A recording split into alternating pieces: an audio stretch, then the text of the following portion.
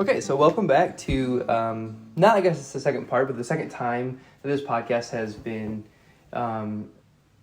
introduced. Once again, my name is Gavin Salgett, and I am doing a little podcast on intelligence and artificial intelligence in response to a class that inspired me to explore and dig a little deeper on what it means to be intelligent and how that can apply to my life. And in this case, my life is the education field, and as it relates to residential construction and contracting.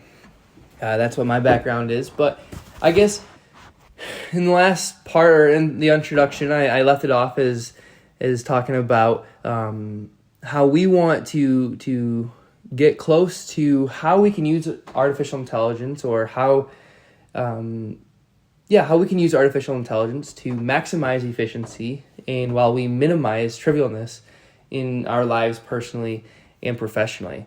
So I guess a good first starting point, a good spot to start would be to start on a level ground so that we can all know where we are at in the intelligence and artificial intelligence playing field. So I guess we start with the basics. What is AI? That's the first question we need to answer. And we are going to talk about this with a professional in the field. But originally, or kind of a preliminary definition, AI, of course, stands for artificial intelligence. It has certainly caused an uproar in the last few years, and especially in the education field.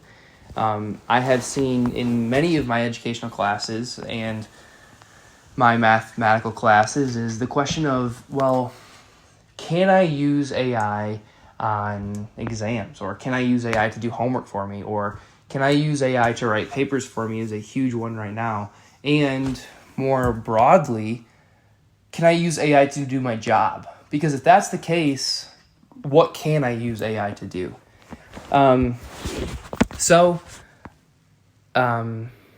As artificial intelligence has been advancing and proving itself in the intelligence spectrum, I guess the question at hand is AI intelligent? Because if we can answer that question, we can answer if it can think critically, if we can use it to help us and assist us with our homework, our papers, our reports, our jobs as a whole. And this is something that a lot of people have set out to be, because this is a huge aspect, huge topic in the field right now, in any field, I would argue. So a lot of people are pouring in research and doing their own research of tasks that AI can do. And one of the interesting things, and this is something that James Bridle talks about in his book, in their book called Ways of Being, is the idea of the Turing tests. And so the Turing test, what that is how much can we get an AI, an artificial intelligence, to respond like a human? And so that's where a lot of our research is directed and pointed is, can we get AI, or does AI come across like human? And a passing the Turing test would be yes. Yes, we can get AI to respond like a human. A fail would be no. We recognize it as AI. We recognize it as non-human, something that isn't us. But specifically, I would like to speak on Cole Stryker and Eva Koglu. They set out to explore this and define AI is for audiences. An article published by IBM called "What is Artificial Intelligence?" In that article, they state that AI is a tool that allows computers and machines to simulate human learning, comprehension, problem-solving, decision-making, creativity, and autonomy. And so, I think, for me, and we're going to break this down a little bit, but this goes right back to the Turing test. So it's the whole idea of the Turing test being, can an AI, an artificial intelligence, simulate real intelligence? Can it simulate something that we know is intelligent? Can it simulate me? Can it simulate my responses? Would you be able to tell the difference between my responses and the output that the AI has to the same prompt? So when Cole Stryker says that AI is a tool that allows computers and machines to simulate human learning, comprehension, problem-solving, decision-making, creativity, and autonomy, that's what they are arguing makes us human, is the ability to learn, comprehend, problem-solve, decision-make, be creative, and be autonomous. All are integral parts to the human experience.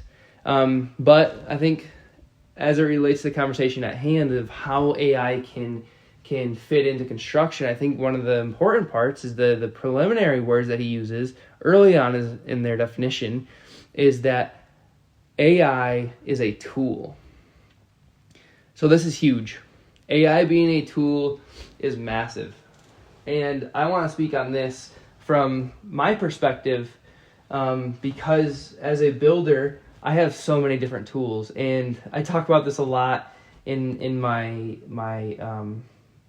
groups that I'm a part of, my faith-based groups, is that the idea that I wear a tool belt, and just because I have the tools on my tool belt, if I don't know how to use them, the tool is useless to me. If I don't know that a hammer, you're supposed to hit it on the head, and hit a nail with the head of the hammer, it's useless. I could be over here hitting the side of a nail with the grip of a hammer, and that wouldn't be doing anything. It would probably be getting further from a house than actually being constructed into something that resembles a house. But a tool, and I would like to speak on that because, not that long ago, probably just a couple generations ago, they introduced what we now call is the framing gun or the framing nailer. And it's pretty much just a nail gun that can shoot 16 gauge nails very rapidly, and so instead of hitting nails in every stud, we can now shoot them in with a gun, and it just makes my job that much faster. But when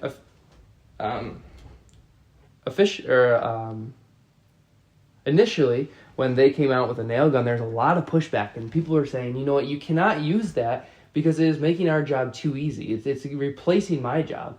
Pretty soon I'm not going to have a job because my job is going to be replaced by automated, they were thinking robots at the time, but my job was going to be automated.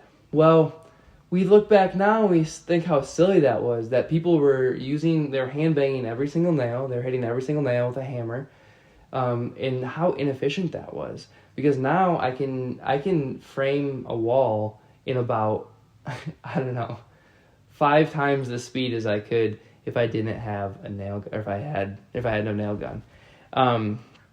And so if we say that AI is a tool, if we expand that to being, AI is a tool that assists me, it helps me be efficient in the things that I can do, or things that I need to do. It's not taking my job, but it's enhancing what I can do currently. It's taking what I know now, my skills now, and enhancing them, making them more clear, making them more efficient to be able to do. So when the question arises, is AI intelligent? I thought it was most fitting to ask AI itself. When I say AI, it's a computer-based system that you can chat with. It's more of like a chat bot in this instance. But really, AI is just any tool, any automated tool that we use, according to Cole Stryker and Eva Kavlovaglu, that allows a machine, so anything that is a machine that simulates learning, comprehension, problem-solving, decision-making, creativity, or autonomy. So one or any part of those. And so now we're at, is AI intelligent? So I decided the most fitting and proper place to go is, well, maybe I should ask AI, is AI intelligent? And AI refers to itself as the field of computer science focused on creating systems that can perform tasks typically requiring human intelligence. And so I think it goes very well with what the authors of that article were saying from IBM, that it's just something that can simulate human learning. We're not saying that it is human learning. It's not replacing human learning, but it's something that can simulate it, something that can augment human learning, something that can almost be indistinguishable from human learning. And when I ask it, I say, is AI intelligent? AI itself gives me two different trains of thought. It gives me, well, let's assume AI is intelligent. How is AI intelligent? Well, AI completes tasks that are traditionally understood to be human-centric. I don't want to continue on the traditional line of thinking that humans are the only thing that are intelligent, but unequivocally, humans are intelligent. It is unarguable that humans are intelligent. And so since AI completes tasks that are human-like or tries to be human-esque, in that way it is intelligent. If it can complete things like the Turing test that we started this podcast with, if it can successfully pass the Turing test, that would be a good indication that AI is in fact intelligent, which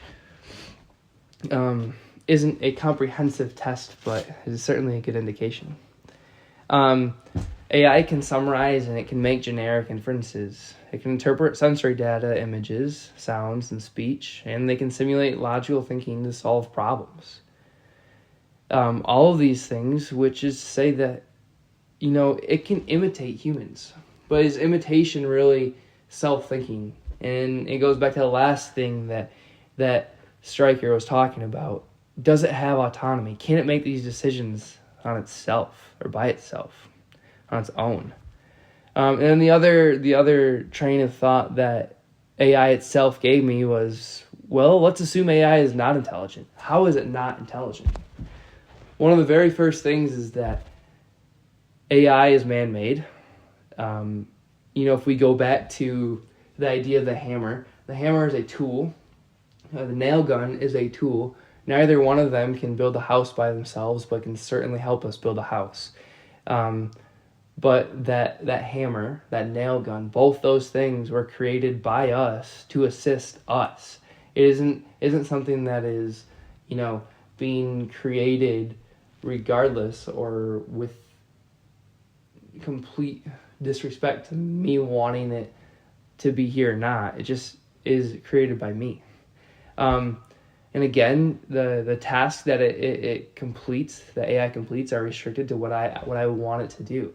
That hammer only hammers what I want it to hammer. That nail gun only nails what I want it to nail. It doesn't have initiative, and certainly doesn't have emotion or understanding. And so those are two of the most crucial aspects of intelligence as a whole is does it have emotion and can it understand? Does it understand why it is nailing what it's nailing, and does it understand if it wants to nail what it's nailing, or does it just respond to my initiative, to my command, to my direction? And both of those things I would say are true. So there's a lot to think about there, but I guess I would just ask, consider intelligence, consider how you've seen it, or artificial intelligence. Consider artificial intelligence, consider how you've seen it, how you've interacted with it, how you can see it perform. Do you think AI is intelligent? We'll be right back with a guest on the podcast to talk further about how AI is used and whether or not it is intelligent. But I would like you guys to think critically about whether or not you think AI is intelligent.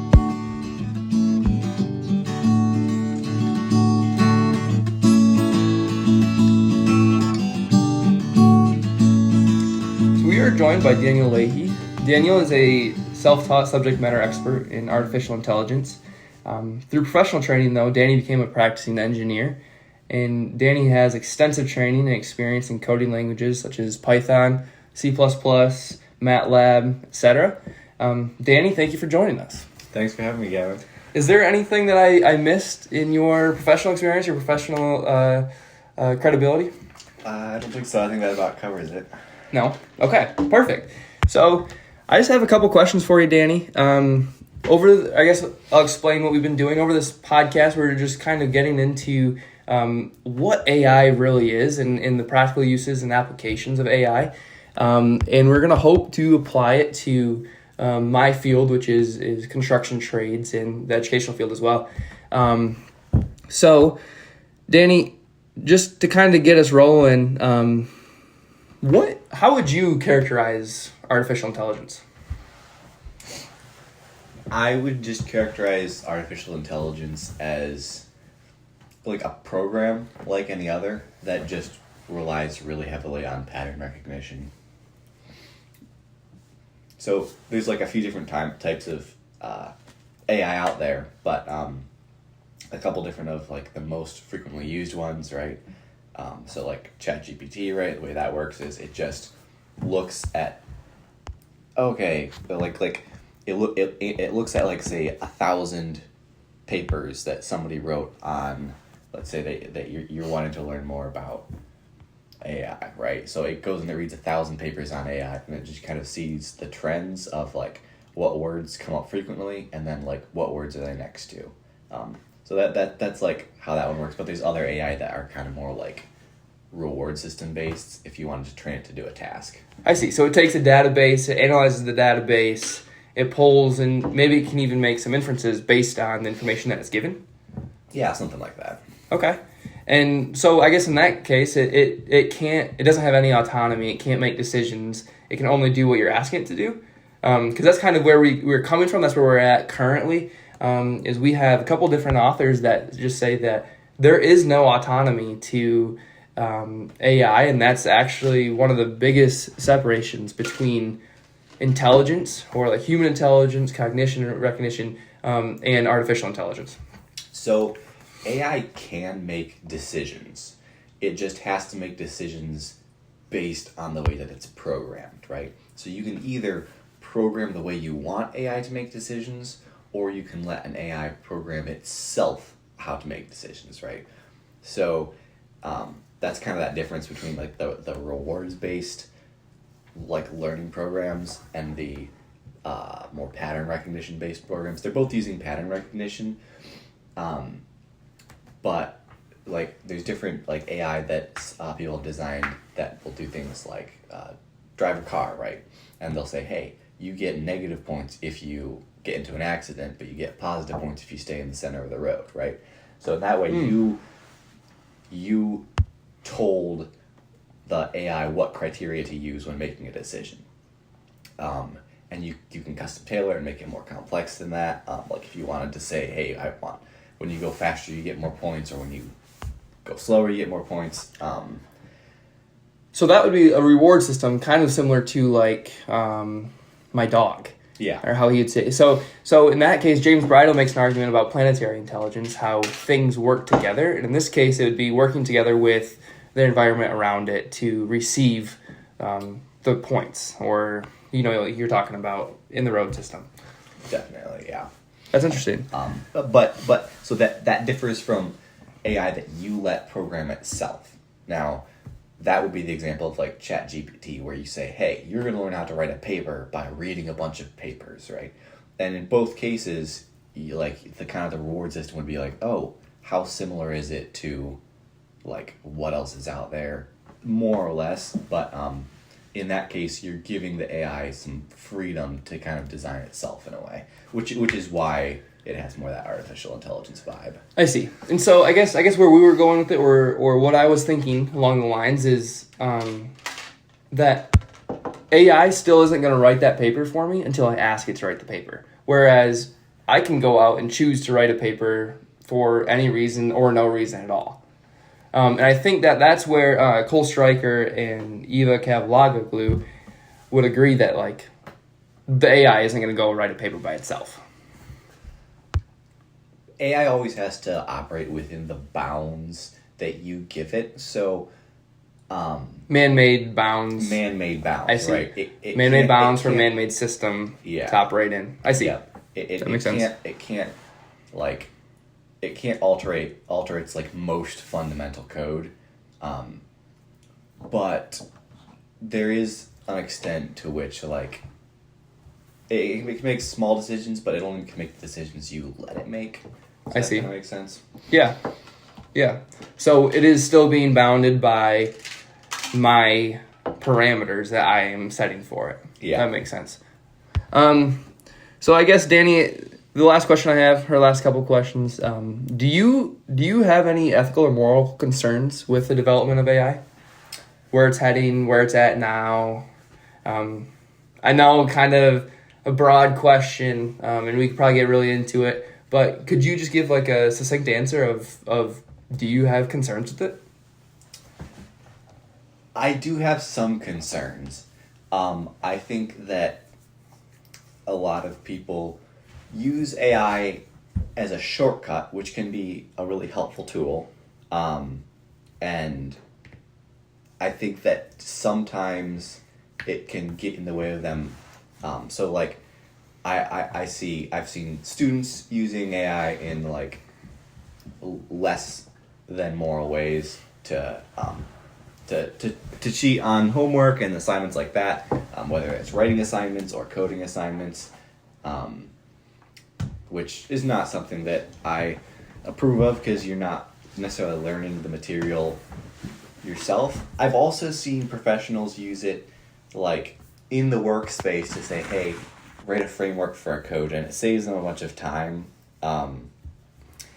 I think as far as like how it impacts our economy, I think that it is like a net positive, because I think that it increases productivity of the workforce. And I think that it's my personal belief that as new inventions come around over the years, the economy evolves around that to just become more productive. So I don't view AI as necessarily like taking jobs or anything like that. I see. So maybe you would say that it's not an issue with what the tool is or what AI is. It's how we've been using it and how we've been approaching it. Yes. Okay. Yeah, and I think that there are risks associated with it, right? Certainly, if you've heard the saying, a little knowledge is a dangerous thing, right? Mm-hmm. If you get AI, which does not have any like real intelligence of its own, like it has limited intelligence of its own. You say, hey, design a bridge for me, right? So when ChatGPT was first launched, it could not do advanced math. Now it's learned enough that it can start doing more advanced math, but it still makes mistakes. So you can tell, if you tell some kind of artificial intelligence to, say, design a bridge, but the person who asked ChatGPT how to design a bridge doesn't know how to analyze that design to tell if it's really safe or not, that bridge could fall down and kill a lot of people. And additionally, like, even if you do know how to analyze those designs, you didn't actually design it, which means you don't have as close and integral of an understanding with what's going on, which means that there's a lot of details that could get missed. It's like the difference between if I wrote a paper or I'm just proofreading a paper, right? Sure. Like, I'll have some of the knowledge, but some of the really deep stuff I'm going to miss, which as an engineer where like mistakes cost lives, it's a concern for me. Sure. Absolutely. So The Economist actually interviewed Noah Harari, or Yuval Noah Harari and Mustafa Suleyman, to get an idea of these. And they took adverse positions or contrasting positions where one of them was saying, hey, I know it's, like, they both know it's here. One of them was saying, we need to slow down with the development. We're going to run into issues. And the other one was saying, no, let's see how far this thing can go. I guess, which side would you be on? I think that AI is going to keep getting more and more advanced and sophisticated and good at stuff, whether we like it or not. I don't necessarily have a commentary about like, should we make it go faster or should we make it go slower? It's gonna get more advanced anyway, and I don't think that there's any kind of way to slow its roll, especially with like the invention of quantum computers that are just starting to become a thing that can really increase the computing power. So like, it's like pay me now or pay me later. AI's here and it's gonna get way better at what it does. Let's understand it now. I see. Yeah, I think like, I think that understanding it now, that's great. I think that being careful with it is a good thing, and also just realizing that there will be an economic shift, right? As AI develops, there will be an economic shift, and that is going to be a difficult time, but I think that on the other side of that, it'll be better. So, like, rip off the Band-Aid, but at the same time, like, be safe about it. I see. Well, Danny, that's all the time we got. I appreciate your time with us and certainly your insights on artificial intelligence as it relates to both professionalism and educationalism. And I certainly respect and appreciate your education both inside the classroom and your personal devotion to furthering your knowledge. And it has certainly proven beneficial to this podcast as well. So, Danny, thank you for your time. Yeah, thanks so much for having me.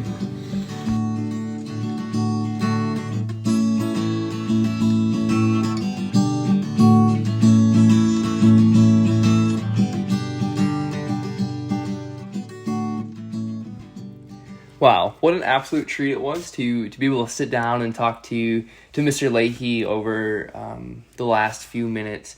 But if I can kind of summarize what I believe he was saying was that AI is this massive, massive tool that can do so many different things, although I think he would agree with Yuval that there is reason to be skeptical of it, that there are so many capabilities that we don't necessarily understand right now, the capabilities, but we can understand where it is today. And today we need to be able to grasp and understand how to use it. I think I can speak for Danny when he says that AI is a significant tool and a massive tool that we probably can and should be using to our benefit as it stands today. Although we, and I mean a general sense of we as just humans, we tend to misuse it as a lot of things. We take their intentions or the intentions of AI or the capabilities of AI and we twist it a little bit. Twist it and give it that the human taste of what it means to be human. And if instead of using AI to, self-promote or in a self-promoting way, like cheating in homework or cheating in our jobs, but use it to better enhance our abilities to learn, to focus rather than on the mundane stuff, the stuff that is more, the meat, the sustenance of our jobs, sustenance of our education. I think that it would be significantly more beneficial, and I think that Danny Lahee would agree in my assumption that it would be beneficial, but we're just simply not using it in the right way. So that wraps up this podcast, but as we move into the next podcast, we're going to be looking at how AI is currently used in the field and how AI should be used in the field, and then ultimately how AI can be used in my field, which is residential construction. We're going to sit down with a couple different people, one person specifically that I work pretty closely with, Adam Frost, as we look into how AI is actually used in the field. But I just want to end this podcast with kind of what I was talking about before we talked to Danny is, do you think that AI is intelligent? I mean, do you think that AI is at the point where it can make cognitive decisions and act on those decisions and reason through those decisions? And then kind of just a follow-up question, if AI is or is not intelligent, how would you define intelligence overall? I thank you for joining me on this first podcast, and I am looking forward so much to our next podcast together.